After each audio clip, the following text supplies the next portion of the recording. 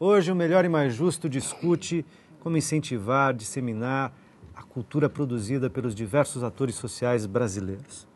Nesse bloco, eu gostaria que vocês apontassem como estimular a produção cultural, como criar teias e redes para que a sua circulação aconteça ainda mais. Vocês viram que a gente terminou o segundo bloco discutindo uma questão polêmica, difícil, com muitas entradas, muitas nuances, que é a questão dos direitos autorais.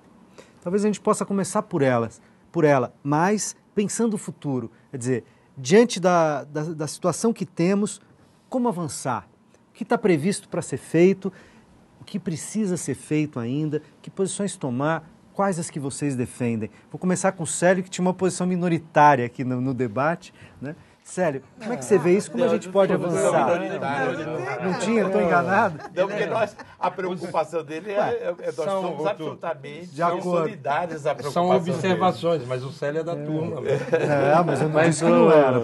A gente pode ser da mesma turma e ter divergência, não tem problema. A cultura tem esse viés. Essa linha do pensamento único não dá mais. Não dá certo. Aliás, acho que o ponto de cultura deu certo, porque é polifonia mesmo, cada um na sua voz. E é o que o mundo quer. E a polifonia de vez em quando pode fazer cacofonia, também não tem problema. Está tudo certo, vamos embora. É o que o mundo quer, diminuir as intermediações, né? A grande crise do mundo hoje, da mídia, dos partidos políticos, de Estado, né? O que a gente vê aí, esses movimentos lá, acampa Wall Street. Ocupe Wall Street, o acampa lá na Espanha e tudo mais. É isso, diminuição da intermediação, as pessoas falarem por elas mesmas. Eu diria assim, meu desejo de futuro para a cultura brasileira e para o Brasil é olhar para trás e ver a conclusão do Câmara Cascudo, que depois de estudar muito o povo brasileiro, né, Câmara Cascudo estudou todos os nossos hábitos alimentares, nossas histórias e tudo mais, ele chegou a essa conclusão. O melhor do Brasil é o brasileiro, é o povo brasileiro, né? Então, eu espero que a gente tenha um povo muito protagonista da sua cultura. E o que eu percebo é que, de fato, esse é o maior tesouro que nós temos. Quando nós abrimos mão dele, quando nós passamos a não valorizar aquilo que nós fazemos, aí a gente vira um povo dominado. Mas aí eu queria dizer o seguinte, que eu acho que o Ministério da Cultura, a partir do governo Lula... Teórico geral. O Ministério da Cultura, a partir do governo Lula, com uma presença de uma equipe muito plural, mas sob uma liderança iluminada do Gilberto Gil, o Juca Ferreira, que estava como secretário executivo, depois assumiu o Ministério, também com esse compromisso de levar adiante essa proposta. E a gente, nesse governo, que é um governo diferente, é um governo que tem uma preocupação muito grande no sentido da gestão, mas de um aprofundamento também de tudo que foi conquistado. Então, a ministra Ana de Holanda, ela fez algumas alterações na estrutura do Ministério que eu acho que, de uma certa maneira, privilegiam essa visão.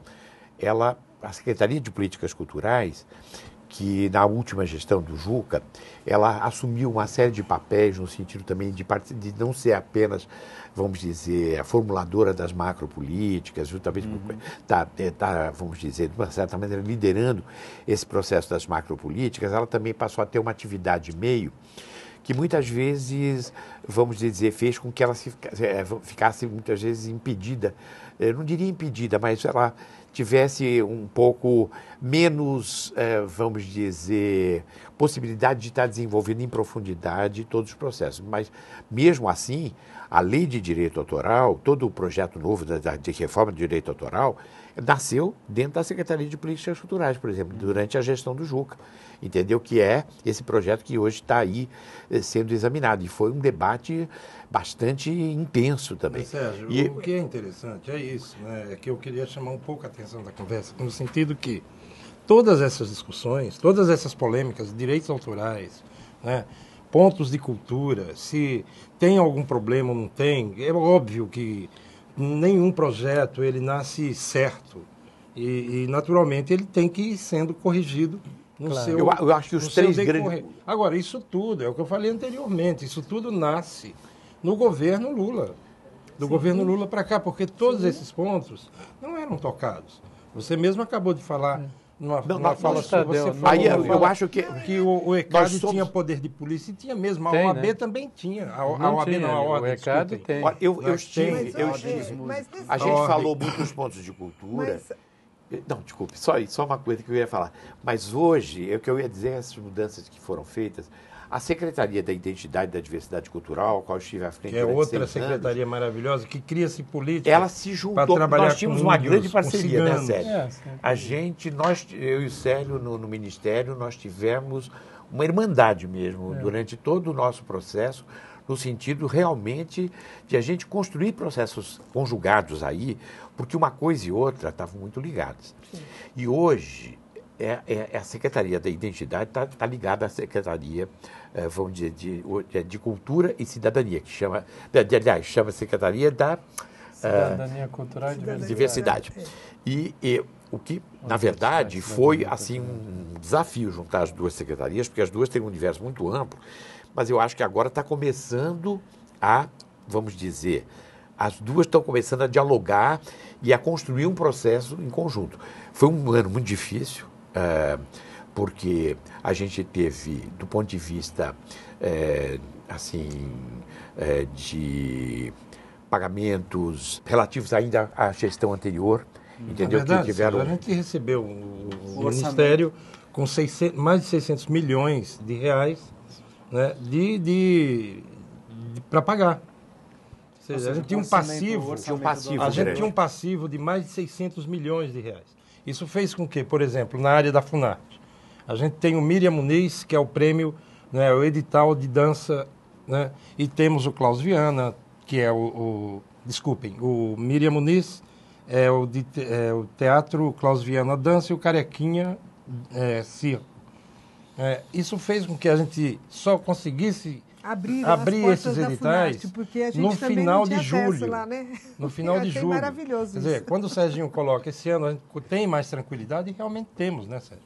Porque o que a gente fez ano passado. Só fazer uma observação. O que a gente fez no final do ano passado, aliás, o que a gente fez no ano passado, em julho, esse ano, no dia 2 de janeiro, a gente já estava lançando o Miriam Muniz de teatro, o Klaus Viana de dança. Ontem lançamos música, lançamos o Guiomar Novaes, música. Então, é preciso que a gente fale isso. A gente pegou um ministério com um passivo de 600 milhões de reais. Ou seja, quase a metade do orçamento do ministério. De contas para pagar. Eu diria que eu só queria fazer uma observação. Que isso houve uma expansão do ministério em função de uma possibilidade que a gente teve de um orçamento bem maior no ano passado, que depois foi contingenciado. Então, de uma certa maneira, houve uma expectativa muito maior do que a gente poderia, vamos dizer, ter. Isso, então, ficou em restos a pagar, entendeu? Então, isso realmente foi complicado. Mas eu acho que esse ano... Sérgio, me permite só uma coisa? Eu queria colocar só uma questão. Por exemplo, com o Ponto de Cultura, que é um programa, né, que tem um peso, há um custo. Cada ponto recebe 5 mil por mês, dá 60 mil por ano. São 3 mil pontos. Como é em convênio com estados, o que o governo federal paga dá mais ou menos 40 mil. E os estados e municípios pagam 20 mil. Então, 1/3 do valor. Isso, para manter essa rede de 3 mil pontos, tem um custo que é de 180 milhões. Para que se tenha uma ideia, o orçamento desse ano, já feito agora, não é depois, é de 79. Então, isso significa que não se consegue manter os compromissos já assumidos. O orçamento encaminhado de 2000 e para 2011 era de 210 milhões, ele caiu para 60 milhões. Então, na verdade... Mas a previsão do plano é 15 mil pontos em quantos anos? Até 2020, mas se no prático, no concreto, porque quando você estabelece uma meta, ela tem que ter um crescimento e ela tem que ter a equivalência com o orçamento. Se você propõe uma meta para expansão, mas se não acompanha nem a manutenção do que tem hoje, E esse é o resultado. A Célia manutenção ela até tem dia 12 de abril está sendo pago para todo mundo. Eu estou dizendo. Porque até, olha, vai estar no contrato que só pode pagar. Dia 12 de abril todo mundo vai receber. Tadeu, eu não estou dizendo de um convênio ou outro. Eu estou dizendo, no conjunto... Não é um convênio. A rede de pontos de cultura... Não é, mas não é um convênio. Vão receber todos, até dia 12 de abril. Eu não estou dizendo até isso. Porque não pode pagar antes, porque você sabe muito bem que no contrato não pode pagar antes do dia 12 de abril. Não, Tadeu. Então vai pagar dia 12 de abril, Desculpa, todo mundo não é recebe. verdade. Então, peraí. Aí. Não é. Sabe Como não? Como que funciona a coisa? Então, para o telespectador, o que ele está dizendo? Houve um atraso de um pagamento de rede, que deveria ser pago em final de 2010, não foi. Eu nem estava no Ministério, já estou fora há 2 anos. Porque não houve o recurso. Deixa eu colocar. Não se pagou. Aí se pagou com atraso em abril. Não se pagou, sério, porque a gente tinha um passivo de 600, sim, a gente tinha se dívidas. pagou com atraso em abril. Como que acontece quando a gente aluga um imóvel para um inquilino? O inquilino atrasou um mês, digamos assim. Então ele não devia pagar no dia 1º, vai pagar no dia 15. Aí no mês seguinte, o proprietário vai lá e procura o inquilino e pergunta: é dia 1º, eu queria que o senhor pagasse. Não, como o meu contrato de aluguel é de mês em mês, agora eu vou pagar no dia 15. Não é assim. E não é dessa forma que se faz. E o que eu falei... Mas, olha, gente, eu vou falar... Vocês me desculpem. Só vocês me desculpem, mas vamos discutir mesmo aqui, né, a nossa política cultural de gestão, né, porque isso é gestão, mas vamos ficar... A única questão que eu coloco é a seguinte... Não é isso. Eu falei, é que às vezes a gente... Por isso que as pessoas ficam muito desacorçoadas com a política e com o geral do governo. Porque a palavra e o programa ele tem que ter consonância com a ação real. Então não adianta propor uma coisa e ter um orçamento que não sustenta aquela coisa. Mas sabe por que o que eu estou isso, dizendo do orçamento de ponto de cultura é o seguinte, isso eu sei, tá certo? Não estou nem avaliando o resto, isso eu sei. E esse é o dado. Para manter essa rede de 3 mil pontos, a ação dos griots, que também se cancelou, e uma série de outras. Só ponto de cultura. Depois você... Eu estou dizendo dessa ação. Só dessa meta. Para se manter essa meta, o custo é 180 milhões. O orçamento desse ano é de 79 milhões. Não há problema até que, por uma contingência, se corte o orçamento. Mas, então, é preciso estabelecer uma relação de sinceridade com o público, com as pessoas, e dizer, olha, nós tivemos um corte orçamentário e teremos que reduzir de tal forma esse processo. Porque se isso não acontece, o que acontece? Deixa eu só te falar, sério. Eu estive agora, há 15 dias atrás. Não tem nada sendo Você sabe que não tem nada. Eu estive no encontro de gestores agora, lá em Porto Alegre, e assim, pelo que foi dito lá, né, e a gente acredita nisso até para nós, está sendo honrado. Né? O que precisa é fazer os acertos, mesmo os burocráticos. Mas, inclusive, foi dito lá também, né, pela Márcia Hollenberg, que nós vamos atingir os 15 mil, que está sendo honrados os pagamentos. Claro. Né? O que não está sendo pago é porque tem algum problema burocrático. Né? Que você tem uma viabilidade. Agora, por uma outra...